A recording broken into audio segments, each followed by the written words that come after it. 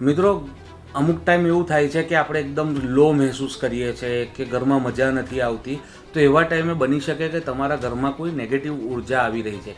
એવો ઉપાય આપું છું કે જે ઘરમાં બેઠા બેઠા જ તમે કરી શકશો. વધારે કશું જ નથી કરવાનું. એક ડોલમાં પાણી ભરવાનું છે, એમાં 21 તુલસી પત્ર નાખવાના છે, આખી રાત એને એમાં પલાળીને રાખવાના છે. બીજા દિવસે એ પાણીને તમારે એક સ્પ્રે બોટલમાં ભરી અને તમારી ઘરની દક્ષિણની દિવાલ અને પશ્ચિમની દિવાલ, એટલે કે સાઉથની વોલ અને વેસ્ટની વોલ, એ બે ઉપર તમારે છાંટી દેવાનું છે, જેથી તમારા ઘરમાં કોઈ પણ પ્રકારની નેગેટિવ ઉર્જા જે છે એ નહીં આવે, ના જીઓપેથિક સ્ટ્રેસ આવશે અને ધીમે ધીમે તમને ઘરમાં મજા આવવાની પાછી ચાલુ થઈ જશે.